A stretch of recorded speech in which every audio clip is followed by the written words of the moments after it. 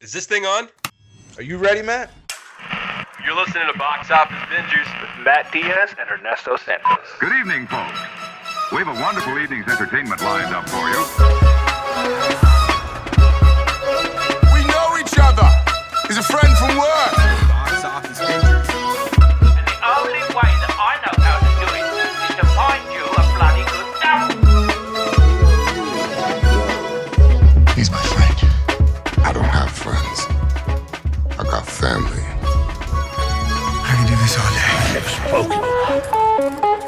You know, if you put your mind to it, you can accomplish anything. So with that, we're going to move over to the conversation we've been wanting to talk about for forever at this point. We're going to dive into our spoiler review of The Falcon and the Winter Soldier. Wow, let me restart that. The spoiler review of The Falcon and the Winter Soldier. All 6 episodes are now available on Disney+. So, Sanika, we'll start with you. What were your kind of overall thoughts of the series as a whole? I really, really loved it. I have very few, if any, complaints, I think. I just have more questions, but I guess we'll get to that later. I am glad that it was such a 180 from what we experienced in WandaVision. Yeah. It was a totally different show. Total different vibe, yeah. Totally different vibe. I do miss the anticipation of WandaVision's episodes every week because I think it just provided more opportunities for us to theorize for 6 days before the next episode would come out. Whereas with Falcon and Winter Soldier, but we knew this, right? Going into this, the creators and the writers were all telling us you need to watch this as sort of a long form movie, which is exactly what it felt like. Exactly what it was, yep. But I think it was phenomenal. I think the costume looked great when he finally arrived as Captain America. I thought the journey for him mentally getting there was fantastic. I loved seeing his transition to becoming Captain America because he's, of course, the first person to wear that suit that hasn't taken the serum. Right. Even Walker had the serum at one point. So I loved it. I loved what they were able to do with it. I loved the bromance that we saw between him and Bucky Barnes. I loved that Bucky got as much airtime and we got to know him a little bit better. I thought it was really well done. Ernesto, what about you? Very same. I liked how, in the very beginning, the very first episode, you get that glider opening scene, and then you get the Falcon, that's his first intro in, just immediate action, kind of very similar to what you were saying, Sanika.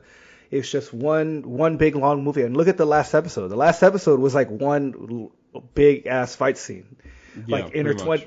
For the most part, most of the episode was spent them fighting with the final match with the Black Smashers.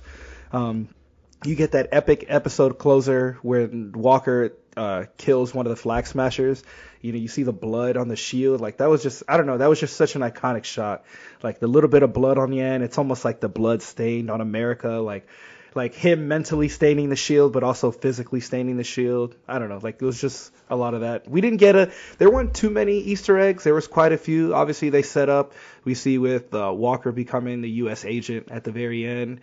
And then there's been this poster meme. I don't even know if it's fan made, but I guess teasing of what the Thunderbolts can be, showing Thunderbolt Ross with Hulk, showing him as a U.S. agent. I think Zemo is involved as well. So I'm kind of curious to see where that's going. I think that's what maybe Julia Louis-Dreyfus's character is going to be, because I think Taskmaster is in.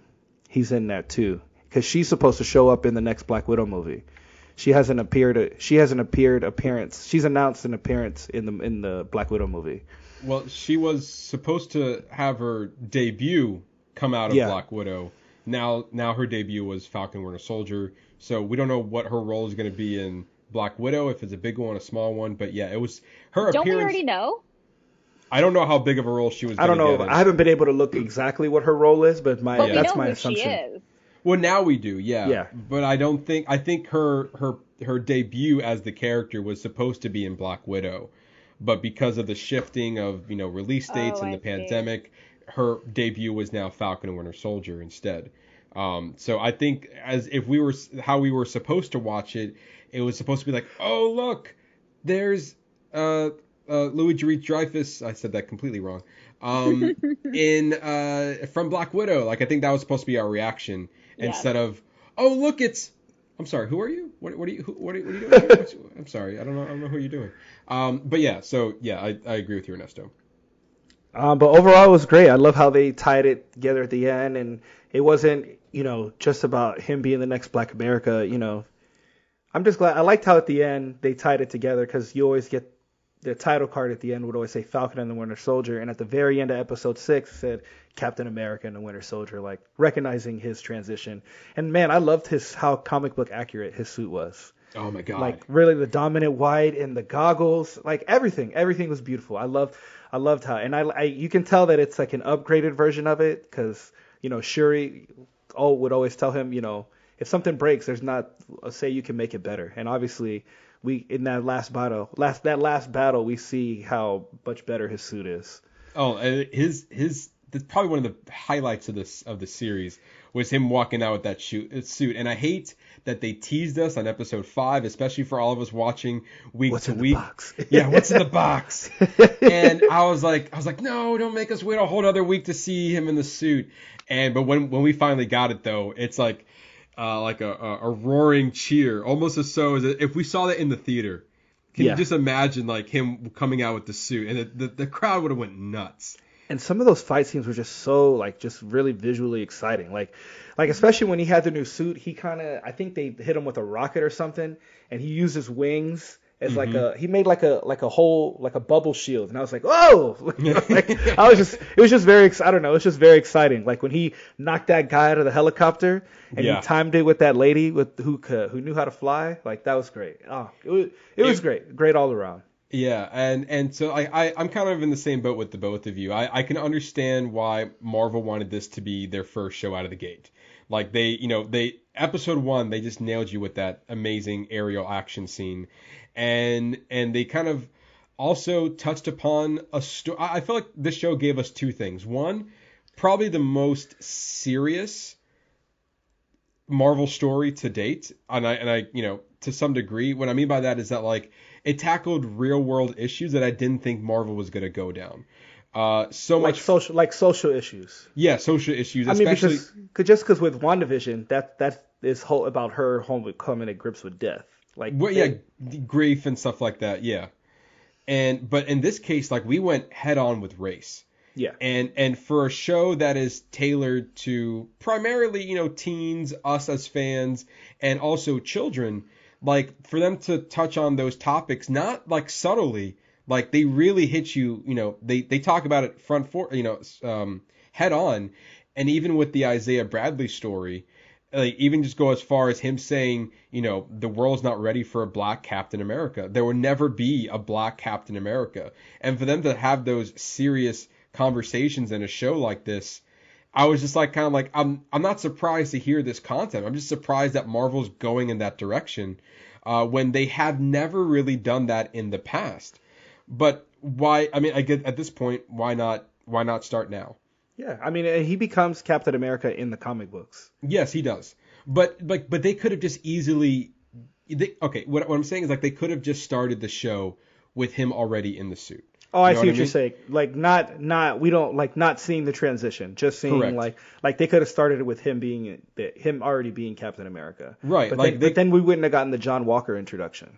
No, absolutely. I mean, I think they played it very smart. I think also when in the final episode when Falcon or I guess Sam now Captain America having the discussion with the GRC, like after he what's her name Carrie Morgenthau, Carly Morgenthau, when he's carrying her dead body down to the street, and then he's like, look what happened here. This could have easily been avoidable.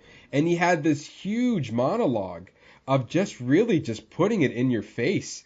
It's like, look, it's like I wrote some of this down. It's like that's a good thing that we finally come to have a common struggle. Now think about all the once people begging to have your attention, literally begging to feel what we feel. Like, what are you going to do with that information now? Like, our struggle now. We've been trying to show you our struggle for so long. And I couldn't imagine thinking that monologue to the Capitol riots. It's like getting the government's attention on on the issues that are happening on the ground floor. I just felt like there was a lot of parallels that were there. Even so, another line that he said, I'm a black man wearing the stars and stripes. What don't I understand? Every time I pick up this shield, I know there are millions of people who are going to hate me for it. Even now, right now, here, I feel it. The stares, the judgment. There's nothing that I can change, yet I'm still here. There's no super soldier serum. The only power that I have is that we can do better. I'm like, I've never heard that being said in any Marvel show or any Marvel content. I see what you're saying. It's just like I just got taken aback by in a good way. Yeah. I was like, yeah, Marvel, let's do this. Let's have these conversations. And I thought it was also like you were saying, like he's like, oh look, that's the Black Falcon. He's like, no, that's Captain America. Like we're not going to put a label in front of this. He's not the Black Captain America. He is Captain America. And this whole 6-episode arc was about that. They could have easily just had him start with, I am the new Captain America, what can I do? The show started with, I don't want to be Captain America. Let's put this shield in a museum. Like it could have started with whatever the Captain America 4 film is going to be about. Exactly. And instead, now we have, like, I don't want to be Captain America. This deserves in a shield. This doesn't belong to me. I can't own up to this. And the whole series was about, yes, you do deserve to hold the mantle.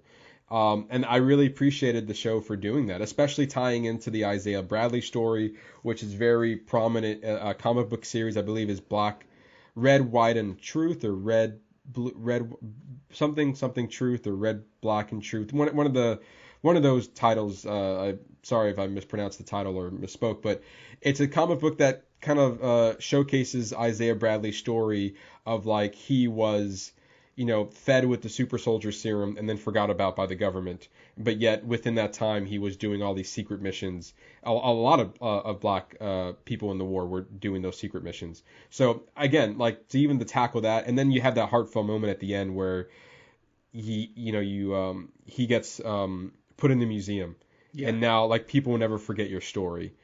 It's to me that was the strongest point of the storyline.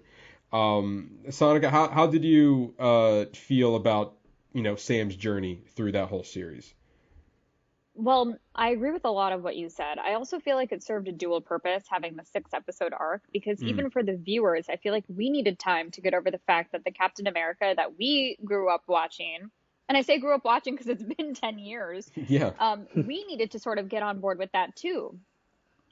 I mean, it's such a huge transition. This was the first Captain America, and I think for a lot of people, Steve Rogers is the Captain America. And so I think it provided us that transition of, we got to learn a little bit more about Falcon. We really didn't know that much about him before the start of this show. So we got to know about his background, his nephews, niece and nephew? Yeah, his sister, her kids. His nephews, yeah. His nephews, his sister. Yeah, we got to know a little bit more about his background, and we started rooting for him. We wanted him to be Captain America, and I think by the end, you sort of achieve the same love for him that you had for Steve Rogers, someone that we had come to know over the course of 10 years. I will say I did not much care for Carly. I feel like that storyline and that character development fell a little flat for me. But I do also know it's because they had to cut out a lot of scenes because they had this whole virus storyline that they then had to take out of the show. And apparently that also cut out a lot of the scenes where you empathize with her. So that was a little unfortunate. I wish we could have grown to understand her a little bit more, because by the end, when he was carrying her body back and giving the speech hit home for me. But I still couldn't find myself empathizing with Carly at all. You make a really good point, because throughout this whole series, I did not care for her character at all. As the leader of the Flag Smashers, I understood the cause. I just didn't I couldn't sympathize with her that often. And it could have been due to the fact that, like you said, because they cut out a lot of scenes, but ultimately I didn't feel like she was a strong villain. Also, and I feel like that's the lack of, that's kind of like the Marvel trope where we spend 90 minutes of screen time with our hero and we only spend 20 minutes with our villain. So within that time frame, when we're focusing a lot of story on how we're building up our hero, how do we, the time that we have left, how do we make a compelling villain? And the answer is they're not doing an amazing job of doing that. Like, but then you look at Loki, look how much screen time he has to not only have us love him as a villain, but also maybe a potential hero, anti-hero type figure. So I think that's one of Marvel's weakest points, is not really giving us time to understand what they do, what motivates them to be the villain in certain cases. And again, that I'm sure the pandemic played such a huge part in that. I would love to see the scenes maybe after the fact, if they, release them as deleted scenes. But I agree with you. I just felt no empathy. Ernesto, what did you feel about Carly Morgenthau's her as the villain, the leader of the Flag Smashers? I mean, it was kind of, to me, it was secondary to the main story, which was Sam's coming to accept him being Captain America, because obviously we got a lot with John Walker and him and Bucky running into them, and seeing him go to the dark side and then kind of come back. I mean, it felt like they were there just as like a mini plot device for what the story that they really wanted to tell. Like, it wasn't the most dominant thing. Yeah, like, it was a very one-sided villain. Yeah, I totally agree. And then, like, her dying at the end of the series, like, okay, I'm sorry that you passed away, but we got this great monologue afterwards, so there's that. And he brought up a good point too. Is like, when she dies, do you want to see what Carly 2.0 is? Right. Yeah. And even after that, even before that, he was like, you guys don't even understand why she died. You didn't even bother to ask why she died for a cause. And like, he even said, stop calling them terrorists. Like, you're putting labels on this. It's like, she's fighting for a noble cause. You're not willing to accept it, or even try to understand it, to come to a common ground that we should be, settling this conflict in a civil way, and not, in a flag smashing way. and it was funny because they're like, yeah, but Falcon, it's hard. Like, oh yeah, you want to know what's hard? Fighting Thanos, that was hard. You're only here because of me. Let's just remember that. Yeah, seriously. And like, he was really to your face about it, and he even cursed. I'm like, oh, look at you, Marvel. I know, right? They definitely know how to throw a curse word in there effectively. Like, even he's like, shit, like, you guys know what I've done so far? You guys even come to ask what, not even a thank you on that. But I do love that it was more of a straightforward drama. Action drama, as opposed to WandaVision, which was more like, I don't even want to say psychological, but it did make you think and wonder what the connection were, what was going on. Whereas this was a very straightforward story, start to finish. Absolutely. Sanika, what do you think about the Winter Soldier, his arc in this series? Oh man, I think I've always been a fan of Bucky Barnes, but I especially loved his character growth during this series. I love that we were able to see a little bit more of his humor, a little bit more of his, sarcastic, his back and forth with his therapist was wonderful. I loved his list. I loved following that black book and the journey that he had to take, and learning what it meant to do what's best for others and not necessarily for you. And that's how you'll find, redemption or some sort of sense of redemption through all of this. But Bucky has always been one of my favorites, and I loved his journey through this show. What about you guys? I thought it was great. I do wish I would have gotten a little bit more at the end with him and the old man, just because we got that time in the beginning of the series. Like, yeah, we got him telling him about his son, but I guess maybe we don't need to see it. We know what the expected fallout is. Like, he was hurt. He probably told him to leave, especially when you get that scene with him and the girl in the shop, and he just goes up to the window and walks away. It's just like how else do you expect to tell a man how do you expect him to take it that he told him that he killed his son? And that no other real explanation except for that he had to. So, well, I kind of loved the way they ended that, because the whole relationship that he had built with that old man to begin with was one to ease his own guilt. And when he finally stepped up and took responsibility for what he did and admitted it to the man and gave the man closure, that chapter of their relationship was done. He didn't build that relationship on anything more than that guilt. So I kind of liked that the emptiness that we felt as an audience watching that was the exact same emptiness that he felt. Because I'm sure over time he grew to really adore this man in a different way, and now he Sure. doesn't get that because of what he did. I just thought it was a really neat parallel. Like I think we felt kind of what he felt at the end. Damn, but no, you bring up a really good point. I hadn't really thought about it like that. But it actually makes a lot of sense. Well, I think having that relationship to begin with is kind of comical because, like, you don't often think of Bucky Barnes as being 116 years old, or 106 years old, whatever the age that they said in the movie or in the series. Is like, oh, yeah, you are an old man. So you would relate to, having a friendship with another older man or older people, I should say. And him trying, like, especially in the first episode, like, a lot of people said, like, well, this is not the show that I thought we were getting. But also at the same time, we got a very interesting story. Like, obviously in the first episode, Sam was having financial issues and we went to try to get bank loans and, like, the family boat. I'm like, I'm sorry, what is this show again? What is this called? And then you have Bucky, who is dealing with, like, he's dealing with PTSD and also things I never thought about this character they brought to light. It's like, I haven't slowed down since I technically died back in, in World War I. Like, I died and I came back to life. I've been the Winter Soldier. As soon as I came back from the Winter Soldier, and that whole process.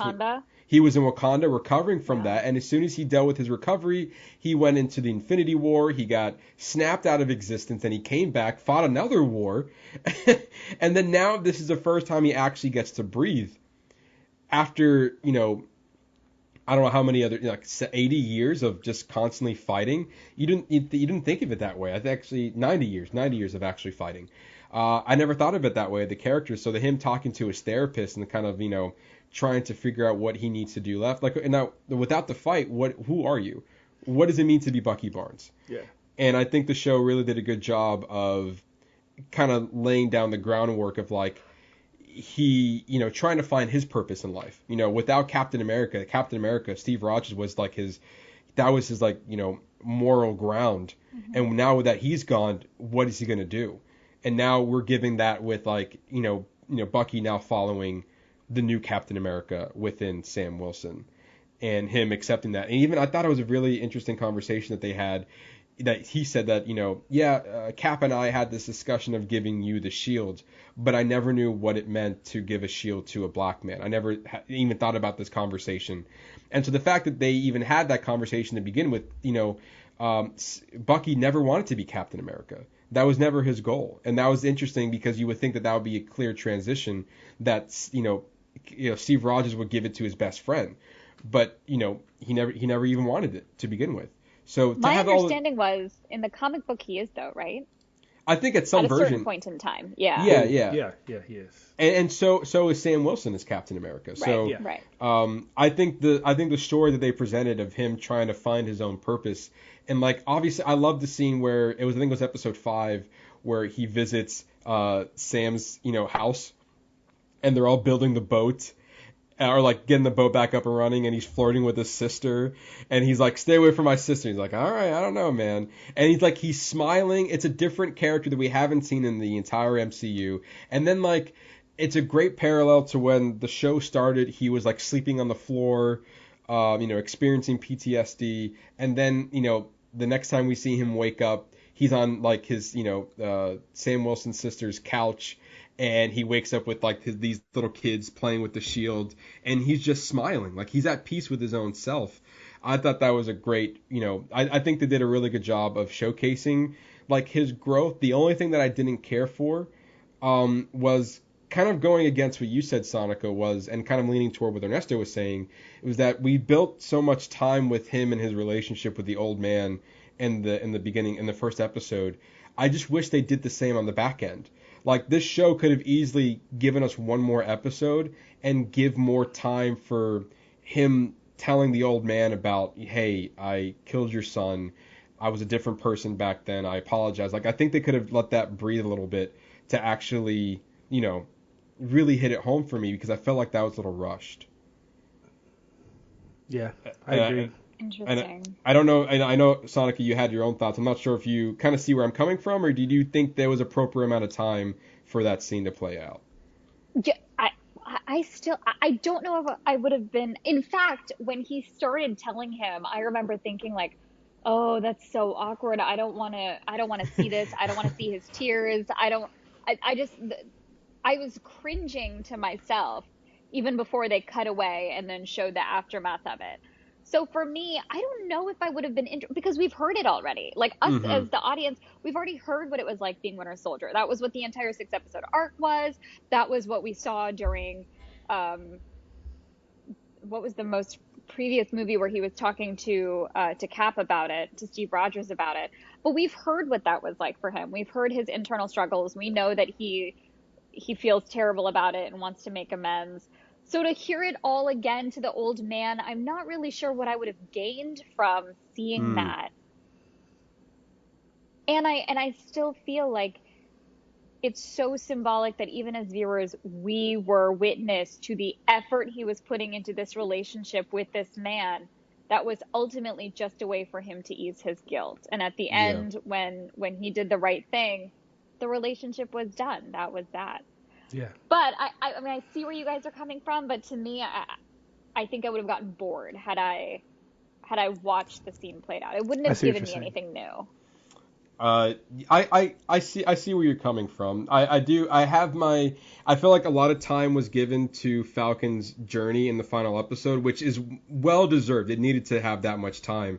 I just felt like that when it came to the other things, it was very quick. Kind of transitioning to that, let's talk about John Walker and his arc, and how when I came to the final episode, I was like, how are we supposed to feel about John Walker right now? Because the last episode really painted a weird picture. So, Sanika, what were your thoughts on John Walker's arc into what eventually now becomes the U.S. agent? No, I agree with you. I agree with you on that. By the end, I was like, I'm not really sure. The costume looks great. Yeah. I don't know much about U.S. Agent, except that I know that he is U.S. Agent. I was sort of give and take with the whole Walker storyline. It was really crucial and important, and now I know that he's going to be, a bigger part of this universe. But yeah, I didn't know how to feel about him near the end too. What did you feel about, at least in the beginning? Like, did you like that they introduced a character who, like, a lot of people did not like, obviously. I mean, unfortunately, the actor, Wyatt Russell, was getting death threats. Like, you're not the Captain America. And I was like, no shit, he's not. That's the whole point of this show. But regardless, you should not be sending death threats to an actor. If you hate him that much, that means he's doing a great job. That's ridiculous. That's crazy. What I'm saying. But either way, like, his character, we hate him instantly just with the point. Like, the first episode ended with, like, here's your new Captain America, and he does, like, this cheesy point to the camera, and you're like, I don't like you already. I don't know anything about you, but I don't like you. And we see his transition literally into madness. Like, he gave us, and what I believe gave us one of the most haunting image that, in my opinion, the MCU has ever given us, which was a bloody Captain America shield. Like, that low angle shot with him just literally killing a man in cold blood, and then, like, we come up and we see a bloody shield, and you're like, whoa, I've never seen that's a tainted image to the shield. I don't know, Ernesto, did you feel the same way on that? I liked him. I think he obviously served his purpose. Yeah. I am curious to see where, U.S. Agent goes. I liked him. I think it was a good, like, introduction for him to come into the universe. Very similar to what they did with Photon or Quasar from what they did to her in WandaVision. Like, she got her powers. She wasn't really in the show, but they used the show as like a backdoor pilot for this character to bring them into the fold. Right. But you said you're I guess fine with his arc. You didn't like. Yeah, I was okay. I would have liked a little bit more, but it seems. I mean, they condensed. Think about how much they gave us in 6 episodes. Like they gave us a lot of story within those 6 episodes. Speaking of which, another kind of quasi-villain that was appeared in the show was Zemo. We got an introduction of Baron. Well, not introduction. We got an appearance of Baron Zemo. Sonika, what did you think of his appearance in like about maybe 3 episodes or so? Oh my gosh, I loved his character. I appreciated him so much more seeing him again in this way. I loved seeing the mask that they pulled out, which hopefully we'll see more of. Mm-hmm. I was a big fan of Zemo. I thought they did a spectacular job with him. There was a lot of memes that I saw. I'm like, how can this show make me love Zemo, even though you did not like him in Civil War, but then hate Right. John Walker, a person we just was introduced in this show. They definitely know how to, like, at least Marvel definitely knows how to skew your mindset when it comes to certain characters. Because Zemo now feels like the new Loki. I'm like, oh, I love this villain. He's fantastic, in a sense. I didn't think of it like that. That's true. But also, like, he was like the best thing that came out of that was him like dancing at the club, fist bumping. Like there's so many memes about that as well. Yeah, I'm very kind of torn with his arc because I really don't know what huge purpose he served overall. Like he definitely was able to give him information, but then as quickly as we got him, in my opinion, they kind of quickly pulled him away. But I don't think that's permanent. I think we're going to see him again. Yeah, I think so. Like, I felt like that, him, like, the Winter Soldier kind of not killing him, obviously, and, like, these were blank, and he gave him away to the Dora Milaje, and they put him in the raft, and now he's back in a now high-security prison. Like, I just felt like that was very abrupt. I just thought that he was going to be there throughout. Ernesto, what were your thoughts on Zemo coming into the fold? I would have liked to have seen him have a more active role, but obviously he was more behind the scenes. We see, he's the one who caused that massive the destruction of the rest of the Flag Smashers at the end of the last episode. Mm-hmm. Yeah. So he served his purpose, and that just shows you that even though he's locked up in Wakanda, he's still pulling strings on the outside. So even though we weren't seeing Zemo, he's still making things happen. Well, he's not in Wakanda. He's in the middle of the ocean on the raft. But the Wakandans put him there. But I just felt I do agree with you. I feel like they maybe could have done more with Zemo. But I think his presence there alone, like even though he was already causing tension between the group anyway. Yeah. So like, seeing that dynamic between, like it kind of like we need to break out Zemo because we need to fight against this group of super soldiers, which Zemo was not a fan of. And I think what was great about his character that he never lost, like he never broke character in a sense of like, yes, we liked him more in this series, but he was always Zemo. Like he always gave you the suspense of never knowing when he might turn on the group, which he eventually did and then end up getting caught for it. But also they brought up a lot of good points of like, did you guys even visit the memorial site for the people who died in Sokovia? That was his whole thing, and so like they kind of kept that alive in the sense. And they also brought up a new place where they visited very briefly, Manjapur, I believe I said that correctly. Madripoor, yeah. And they gave us what I thought was a very lackluster Sharon Carter run there. Sonika, what do you think of Sharon Carter being in this series? Okay, so here's my question for you guys. Do you think Sharon Carter's not Sharon Carter? Yes.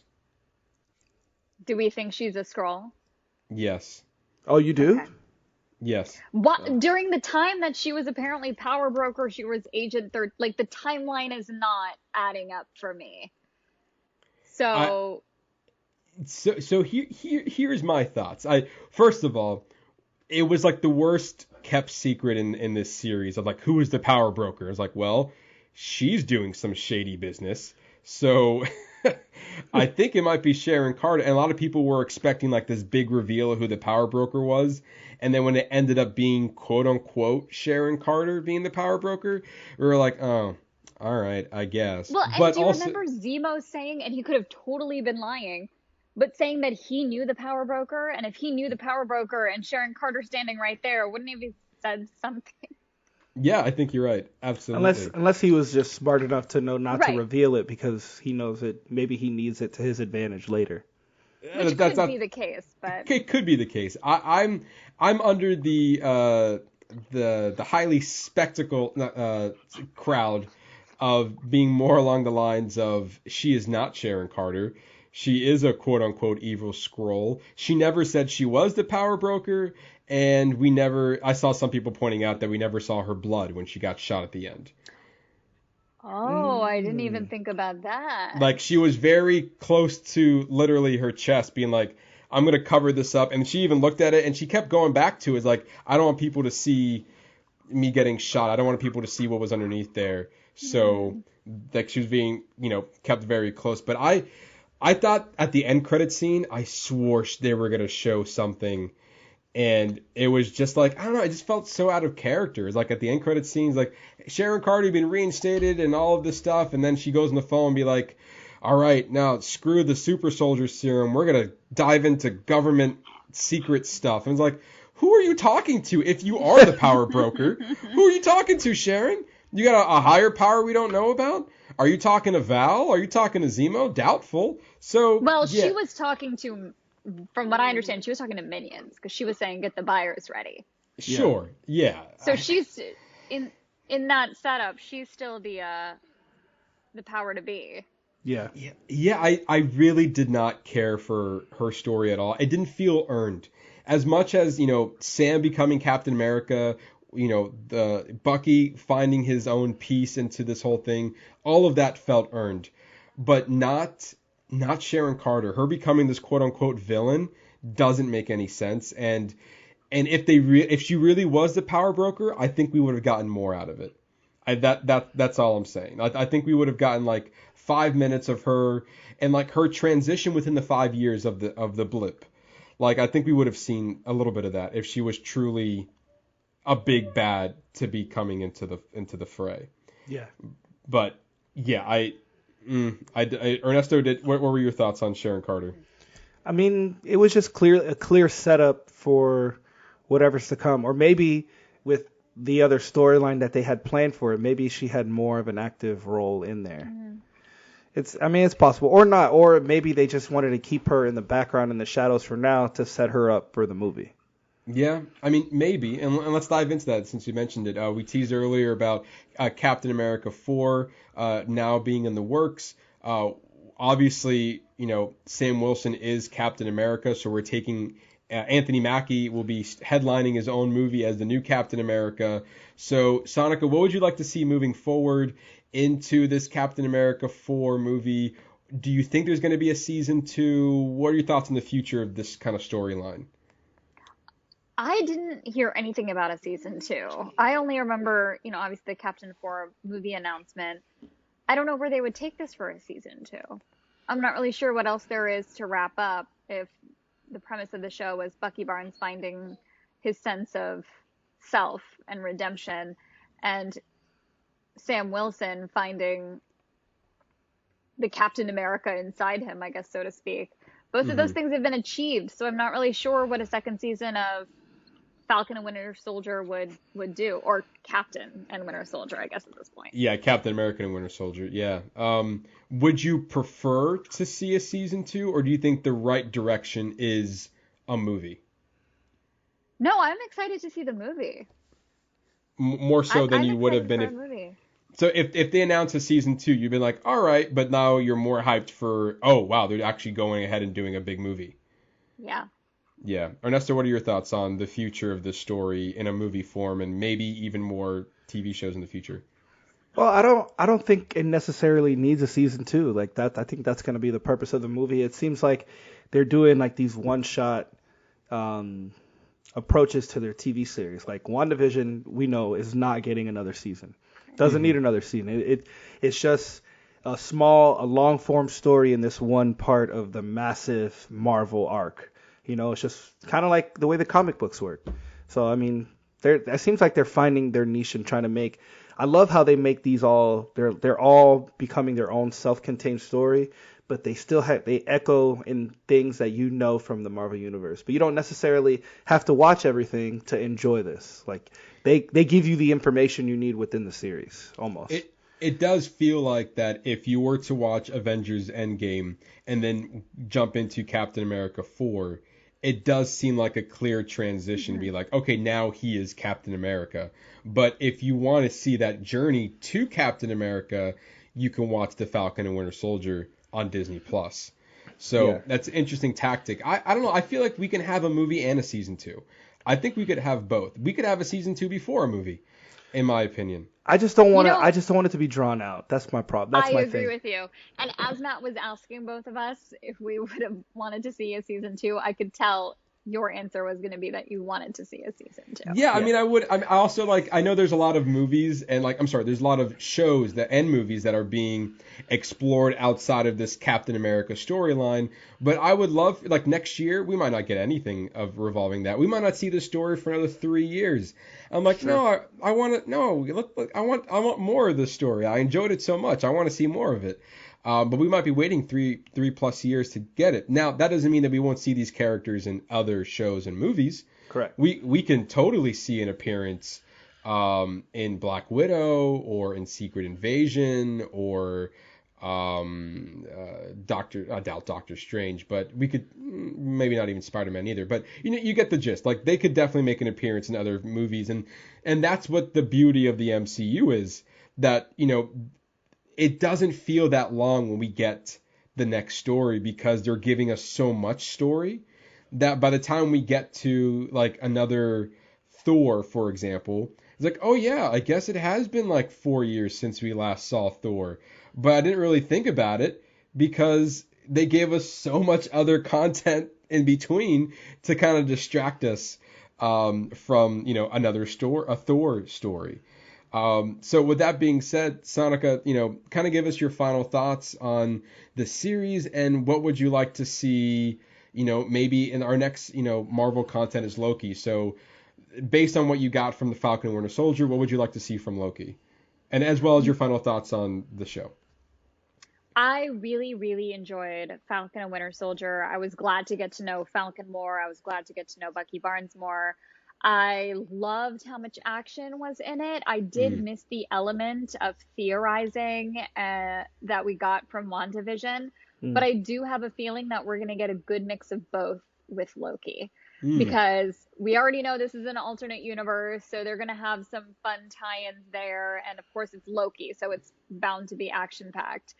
So I think what I'm looking for in the next series at Disney is exactly what they're going to end up delivering. And I wonder if that's almost done on purpose. They gave us one extreme show and then another extreme show and then Loki, who is already a fan favorite. I mean, if you think about it, the last 2 shows that we got from Disney Plus really gave us an inside look at characters that I don't think anyone, not that they hated them before, but we didn't really spend that much time thinking about Wanda or Falcon. And now, because of these shows, we've gotten to know them so much more. Loki is a totally different thing. They don't have to get us to love him. Loki's already a fan favorite. We're already there. So, right, we're already there. So it'll be interesting to see what that show focuses on. I think it'll probably be a little bit more of a fun show, and we get to talk more about multiverse. I think exactly what they're going down is what I'm looking for. Sonic, I do agree with you. It's the action in these shows so far, especially with the Falcon and Winter Soldier, has been amazing to look at. I'm look how much money we're spending on these action sequences. It's almost like we're gonna hit you hard with the first episode of this aerial scene, and then halfway through we're gonna give you this bus on top of the truck scene. But then all right, now we spent a lot of money on that. Let's focus on this boat. We have this nice little boat we're going to focus on. Very low dialogue, not a lot of action going on. But then the final episode, look at him wield that shield and fly at the same time. It's incredible. I was so blown away by that. If there was any statement in the first episode, if it was wow, look at Falcon. He's a badass. Right? And then oh my God, look at the new Captain America. Now he can fly and he has a shield. Look at that badass. So that it really just makes you love the character even more. Ernesto, same question to you. Final thoughts on Falcon Winter Soldier, and what would you like to see going into the future stuff that Marvel has planned? Of course I'm looking forward to Loki. I am kind of sad that Black Widow is just taking so long to come out.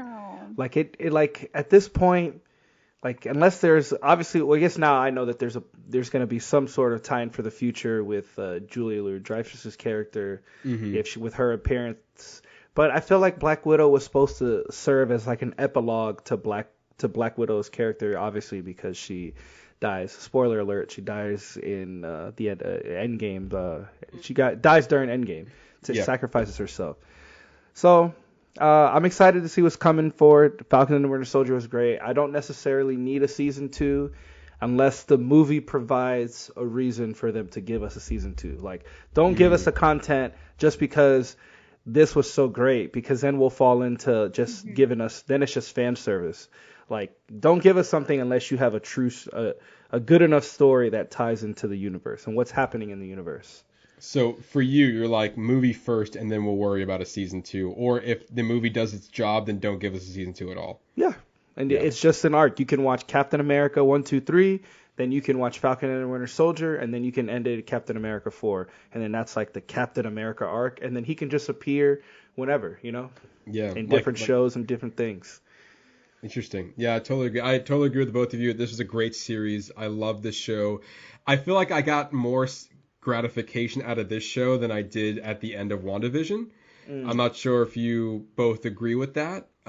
Just but different. It was definitely different. Yeah, I mean, I felt more satisfied. I felt like the story came more to a close at the end of Falcon and Winter Soldier than it did on WandaVision. Whereas I felt like WandaVision is like, we have more to come in Doctor Strange. So yeah. But I totally agree with the both of you. Great show. If you haven't watched it, then we spoiled a lot from it. But yeah, definitely recommend giving that show a watch. And there it is. That's our spoiler review of the Falcon and the Winter Soldier. Hey, thanks for listening to this edited version of our weekly podcast, Box Office Bingers.